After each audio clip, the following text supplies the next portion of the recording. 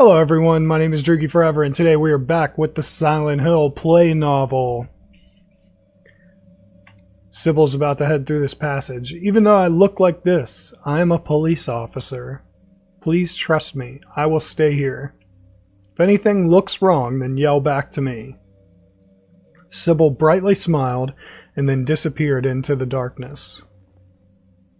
After a bit, I was no longer able to hear the echoes of her footsteps from the passage. It looks like the passage is longer than I thought. I took another look around the disorganized antique shop. The shop in itself is just beyond the bottom of the stairs leading down from the entrance. Inside, it looks like what I would expect an antique shop to look like, as it is all cozy and such, so things like that passage leading deeper in are unimaginable. Drowsiness is threatening my consciousness. It is not unreasonable. We left past midnight, and without sleeping a wink, I have been walking all over town while searching for Cheryl. I am on the verge of falling asleep. A scream from what I think was Sybil brought me round. I know I heard it. I energetically stand up and rush into the passage. There is something at the end of the passage. Something dangerous is... I made my way into the room at the end of the passage. It is small, and the smell of something having been burned is in the air. Once I saw an altar appear in the darkness, I realized that this is the church that Dahlia was talking about. I look around the area. An axe has been displayed on the wall, but nothing else stands out. While shaking my head, I decide to try going back through the passage I came from. And at that moment, a light, bright enough to make me look away, emanates from the altar. I think I heard the sound of a giant match being struck, and then two enormous pillars of flame rose from the altar, as if a ritual were beginning or something. Even at the distance I am at, I can feel the heat from those flames. My surprise in that heat caused me to fall into a state of barely being conscious, and then I gradually lose myself until I finally end up lying face down on the concrete floor, and the coldness that remained in the floor was drawn away by the heat as my consciousness grew distant. Are you okay? Harry? Harry? Where am I? Harry? Lisa? Then I'm in the hospital. You were having a bad dream. Was I? Hey, you don't look too good. Are you okay? I'm fine. Nothing you need to worry about. Well, if you're sure. Lisa. Do you know a woman named Dahlia Gillespie? Oh yeah, that crazy Gillespie lady. She's kind of famous around here. She never sees anybody, so I don't know that much about her. But I heard her kid died in a fire, and supposedly she's been crazy ever since. Well, she says the town is being devoured by the darkness. Do you have any idea what she's talking about? The town, devoured by the darkness. Yes, I think I do. Before this place was turned into a resort, the townspeople here were on the quiet side. Everybody followed some kind of queer religion. Weird occult stuff. Black magic, that kind of thing. As young people moved away, the people figured they'd been summoned by the gods. Evidently, things like that used to happen around here all the time. Before the resort, there wasn't really anything else out here. Everyone was so flipped out. Gotta blame it on something. Then a lot of new people came in, and everybody clammed up about it. A cult. Last time I heard anything about it was, gosh, years ago, when several people connected with developing the town died in accidents. People said it was a curse. Oh, I'm sorry, I'm rambling. I'll shut up. The reverberation of Lisa's "I'll shut up" remained in my ears. I wonder how long had I been asleep. I found myself in that antique shop again, lying face down in the same position I was in just a short while ago. Was that another dream? Did I pass out again? I don't want to think so, but maybe this is all just going on in my head. I could have had a car accident and now I'm lying unconscious in a hospital bed. I don't know what's real anymore. Sybil said Cheryl was heading towards the lake, but the road to the lake is blocked. Aren't there any other roads? Lisa would probably know. Although I am limited in what I can do, I still have one piece of information for finding Cheryl. So I cannot just remain here. I energetically stand up, open the door of the antique shop, and rush back into the town. The town has turned into that nightmarish world. It's as if the danger in this town increases with every second. In order to find Lisa, I turn on the flashlight on my chest and begin to run at full speed. I left the antique shop with the intention of reuniting with Lisa, but I discover that all the roads leading to the hospital are blocked. With no other choice, I enter the shopping mall town center in the shopping district. Inside, everything has naturally changed to the other world as well. I can hear the groans of monsters in the vicinity, and it would not be surprising if they attacked at any moment. The floor has changed to metal grating, and this building looks as if it has been left in ruins for several hundred years. Large monitors have been placed in the hall at the entrance to greet shoppers. After wandering around the first floor and finding nothing interesting, I begin heading up the powered-down escalator. And at that moment, suddenly light overflows from out of the monitors in the hallway. A bound Cheryl is displayed on the screens. "Daddy, help me!" "Cheryl!" I turn around and run back down the escalator toward the first floor hall. The image of Cheryl on the monitors then begins to get more and more fuzzy until it dissolves into video static on the picture tube. And then, in place of Cheryl, an eerie crest is displayed. It looked a lot like that which I saw in the courtyard of the elementary school. I pound on the monitors. I pound with all my strength as if I believed that Cheryl is trapped inside the picture tube. However, Cheryl's image did not appear again. I am convinced. Cheryl was definitely taken away by someone and is being held by them, and she is waiting for me to rescue her. I must hurry, I say to myself. All right. Search the second floor. The second floor is more brutal than first and is completely deserted. However, I am paying attention. I can hear a sound like a liquid substance splashing from somewhere. I can sense that something that is not human is there. I turn toward the direction of the noise and begin to run. And then I discover the source of the noise. As soon as I step there, the section of the floor that I was standing on gives way and falls with me on top of it. I scream almost right away. Although I just fell one floor, strangely enough, I am not hurt. The floor of the somewhat wide room is sandy, and it is most certainly what cushioned my fall. I pick up the rifle at my feet and try readying it. As I do so, an unspeakably unpleasant tremor comes from below me, and it shakes my entire body. It is not something that I can see. I decide this because I felt it only from below me. I can clearly tell that something with a long body like a caterpillar is moving around below me. As I move, it moves in the same direction, so it is obvious that it is aiming for me as it moves, and then it shows itself. It is a giant caterpillar about 5 meters long. It sprays a green liquid from its fierce tusk-covered mouth. I can tell that the liquid is poisonous just from looking at it, and that it is definitely being discharged towards me. I did not dodge it in time, so some of that liquid got on my arm. The pain is sharp.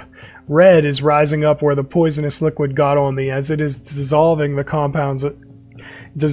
components of my skin. Damn. Fire the rifle. I am in danger now. I once again ready the rifle that I just picked up, and then I rain bullets into the creature that has appeared above ground. Green fluid began to leak from its abdomen, so it twisted its large body and once again burrowed underground. A steel plate is conveniently lying in the middle of the area. If I can just get on top of it, then I should be able to avoid direct attack. However, I move onto the steel plate. After moving onto the steel plate, I discovered one problem with doing so. I can no longer tell where it is coming from. I can only go with my intuition. Just where is it going to appear from? I gamble. Oh god. Behind. I listened carefully. I wagered that it is coming from behind. I spin around and fire the rifle. It had just appeared there, and my first shot went right through its head. It exploded like a piece of fruit exploding, and liquid with a revolting color and horrible smell began to flow around it. I pursue it as it begins to try and escape back into the ground, firing the rifle on this deserted floor of the town center. I leave the town center. Perhaps the caterpillar from before was blocking my path to the hospital, as my route, which had been blocked until just before, was now restored. Sorry guys, just taking a drink of water. The entire town seemed like the insides of an enormous living thing. If a part of it is treated, then a part of it is destroyed. If a part of it disappears, then a part of it appears. I get the feeling that I am wandering about within a living organism that has become a labyrinth. I open the gate to the hospital and then energetically open the door of the examination room. Inside, Lisa was waiting for me. Harry! She changes from looking completely exhausted and rushes over to me in an innocent, childlike way. Glad you're okay. Thank God you came back. I was scared to be here all alone. I'm here now. I was worried too. I'm real happy to see you. I lightly hug Lisa and gently draw away. I then speak while looking into her eyes. Lisa, can you tell me how to get to the lake? The lake? You take Bachman Road. The road's blocked. I recall what Sybil told me. Well, that's the only way out there. Are you sure? There's gotta be another way. Lisa places her hand on her chin and thinks for a bit. Then her eyes open wide as if she has realized something. Wait, I just remembered something. What? There's a waterworks over by my old elementary school. It's been abandoned for years. There's an underground tunnel out there used for inspections or something. I remember hearing it runs all the way to the lake. Really? You think I can get to the lake from there? I've never been down in there myself, so I'm not positive. Besides, it's all fenced off to keep people out. If there's a chance, I've got to try. Lisa embraces me again, just as I think that her face is beginning to look tearful. Harry, don't go. I don't want to be alone. It's so scary. I can't stand it. This one room in an empty hospital, in this state in which monsters could kick in the door and enter at any time. She has no weapons with which to defend herself with, so her being gripped with fear is only natural. What should I do? Oh boy. I feel like she's dead either way. I speak. How about coming with me? This may not be the safest place in the world either. I can't promise you anything, but I'll do my best to protect you. No, somehow I feel I'm not supposed to leave this place. Oh, Harry, I'm so scared. I'm cold. Hold me. No, I waver. Is it okay for me to leave Lisa alone? But then what will happen to Cheryl? Cheryl has only me to depend on. My concern for Cheryl cannot be compared with my concern for Lisa. After all, she is my daughter. Look, just wait here a little longer. I'll be back as soon as I find my daughter. Perhaps those words rang cold for Lisa, but there is nothing that can be done. I must save my daughter. Harry!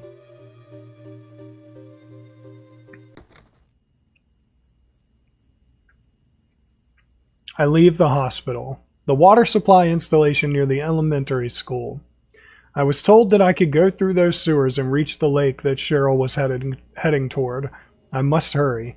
As I began to run, I felt something fly over my head. It looks like something is flying in circles in the sky above me, but it is dark, so I cannot see it so well. I climb the metal stairs of the building across the street and then head up to the roof. What is this? A giant moth. I guess I didn't completely kill it. That caterpillar that I shot at the town center has followed me here. And it has matured. It dances against the black sky and is looking down on me. In addition to the poison that it can discharge from its mouth, it now has a stinger with which to stick me with. I'm in danger. Fire the rifle. I fire the rifle. However, it is adept in the air and evades my aim, leaving the bullet to hit only air before being swallowed by the darkness. Calm down, I told myself. I must focus on only one target. Head? I don't know. I aim at its head. I rest the heavy rifle on my shoulder, and while being careful not to let any sweat get in my eyes, I place my finger on the trigger. Like many creatures, this monster has a brain. That is what I will shoot and destroy. But my target is quite narrow and small. The sound of my first shot reverberates into the night, but the bullet just grazes its head and disappears off into the darkness. Damn. But I do not give up. I must get closer to my opponent, but if I draw it in, then I must be ready, as doing so would be accompanied by danger.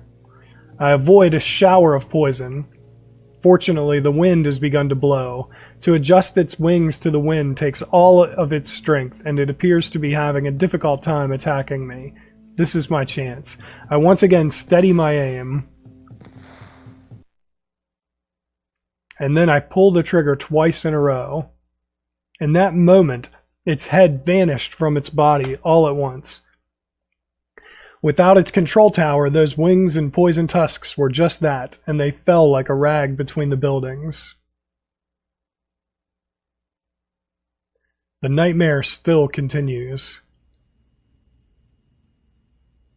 After passing through the sewers connected to the water supply installation near the elementary school, I came up in the most popular part of Silent Hill, the lakeside tourist spot. However, in spite of this, there is no reason to expect anyone to be here. The area is wrapped in darkness and in a condition in which it would be impossible to even walk around without a flashlight. First, I decide to enter Annie's bar, which lies on the road to the lake. As I approach the door, I notice what sounds like a struggle coming from the other side. When I open the door, inside, Kaufman is there. Dr. Michael Kaufman, that is certainly what he said his name was. A monster has him cornered. His back is against the far wall of the bar, and he is out of breath. He did not notice me come into the bar and looked as if he had lost all hope. I pointed my gun at the monster and fired. Even after the monster had died with a cry like a metallic twisting, Kaufman just stared into the air, looking completely worn out.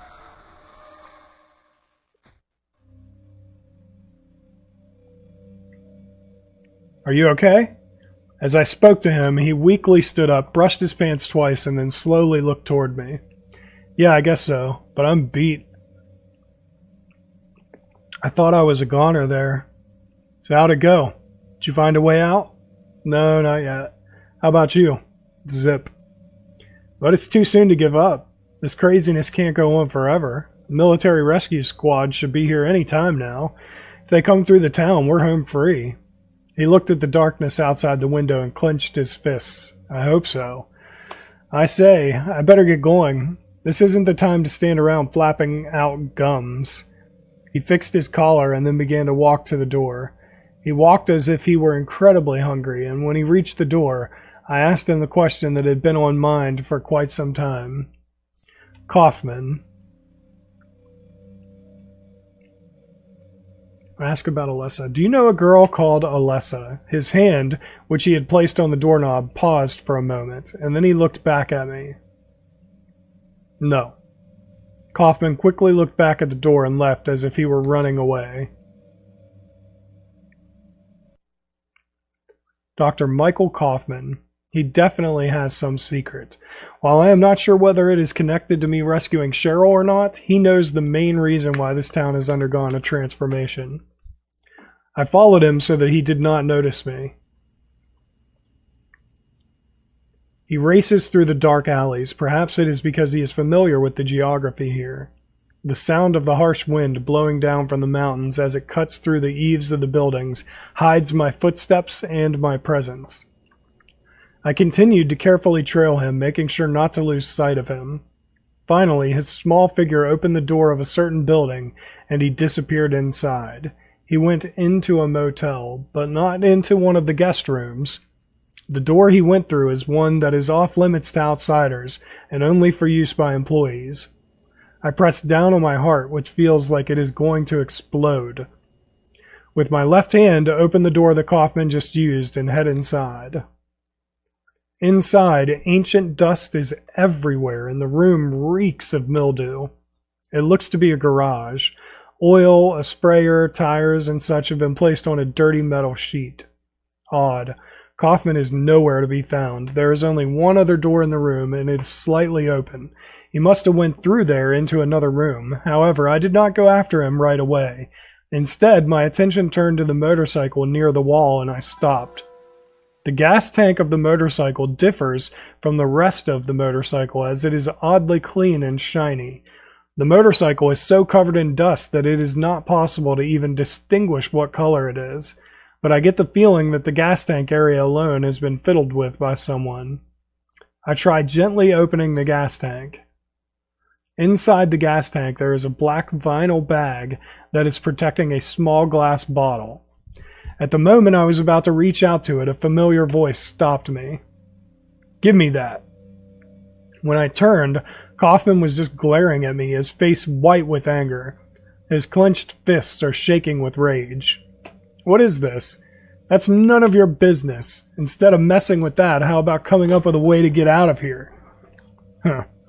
You shouldn't be hanging around here goofing off. What do you think you're doing? You want to get yourself killed? Get out of here." Even if he had not said that, I understood. I didn't know just how important this small bottle was to him, but I didn't think that it would help me to find Cheryl, so I gave it to him. "Okay, take it easy. Unless you want to die, keep your mind on business. Got it?"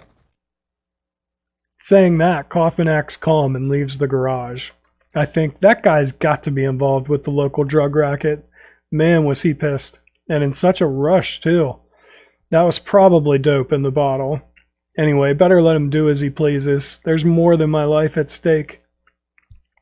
I then realize that I'm wasting time and immediately leave the hotel. I check the map and then head to the greatest part of this sightseeing area, the lakeside. My visible breath brushes by my cheeks, drifting in the air as if to mark my trail, and then, finally, becoming one with the air around it. And then the area gradually began turning into that nightmarish world. I abruptly come to stop. This time, the change is not instant like before. This town, this world, seems like it is being dumped into a demon's body, and I am filled with a feeling that there is no going back. Something has changed in a way that cannot be undone. There is a road before me, so I run along on it. That is all I can do. Is there any hope? Is Cheryl alive? In this situation in which I cannot be sure of anything, I frequently have to fight off the urge to get sick. However, I believe that I will find something if I continue forward on this road.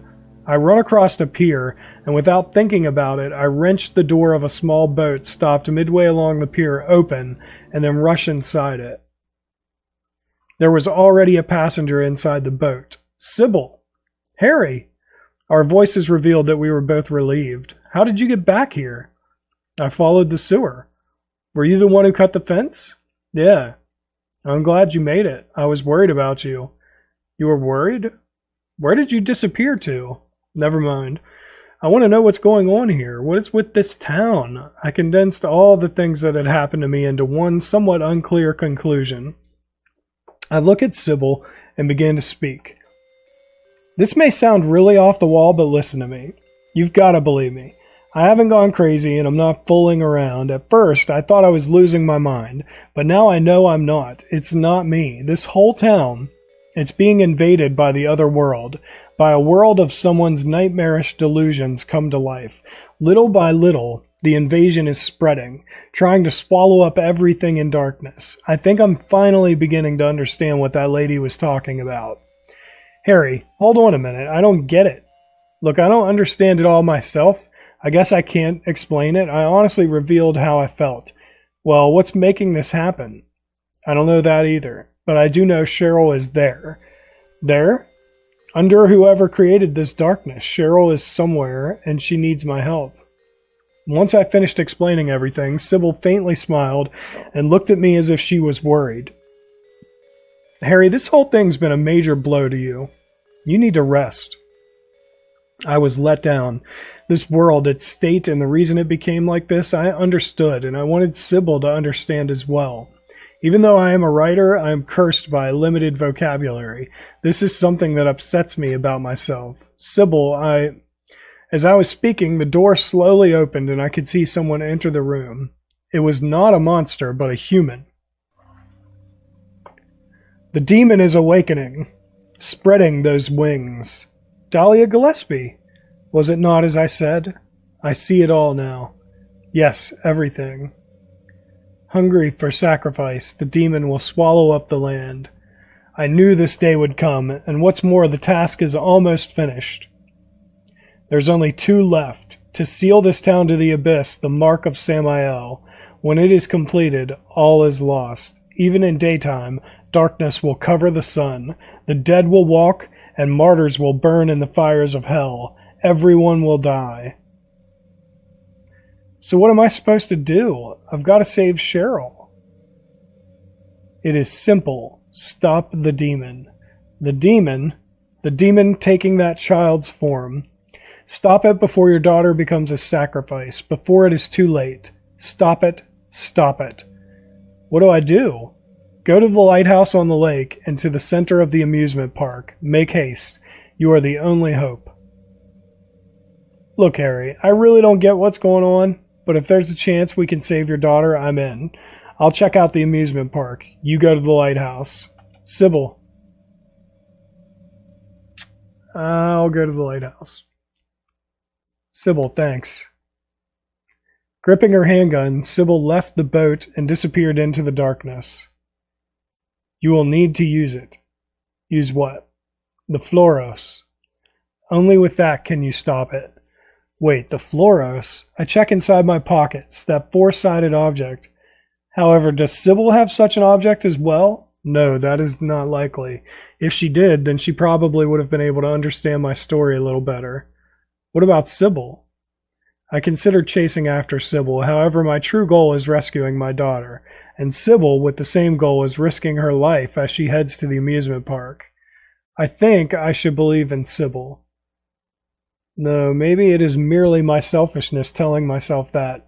However, my destination is the lighthouse that is not far from here. To run there is my mission and my fate. I entered the lighthouse and then ascended a spiral staircase to arrive at the roof. And then I could not believe my eyes. A giant crest is present on the floor. I am standing on the roof of the lighthouse. The mark of Samael. That is what Dahlia called it. She said I must not let it be completed, that this town is gradually being eroded away by this crest. Alessa was standing there. She looked as if she had just now completed making the mark here, and she just looked at me without any change in her expression. For the first time, we just faced each other, each of us understanding each other to a certain degree. Just as I thought that her eyes showed a little sadness, she turned around and suddenly disappeared as if she had jumped from this tall lighthouse. Alessa, wait! Rushed to the vicinity where she disappeared from. Wait, please talk to me! I rushed to the area where Alessa was standing. However, there was no trace of her at all. The cold wind blew and ruffled my bangs. I just stood there motionless. Huh? I can see something. Through the overlapping layers of fog, I can see something that looks like a pale light. Alessa, I said without thinking about it. I had a feeling that I could see Alessa through a distortion in the space there. Alessa. Bravely jump in. Let's see what happens. I was walking on air. With each step I took toward the distortion, I was stepping on air. Finally, my body is completely enveloped in that hole. Inside, Alessa was sitting on the ground, sobbing. Alessa! Alessa covered her face with her hands, and her shoulders trembled as she cried. I nestled up to her and knelt down. Suddenly, the area became a sea of fire. Among the heaps of debris, Alessa is screaming. This is what is in Alessa's mind. Alessa's suffering mind. The detestable event of 7 years ago. The flames that burned an entire section of the town. It was being replayed before my eyes. Alessa. I shook her shoulders in an attempt to wake her from this nightmare. Alessa raised her head, and when I looked at her, my heart nearly stopped. Cheryl. It is unmistakable. This girl is Cheryl, whom I have been searching for.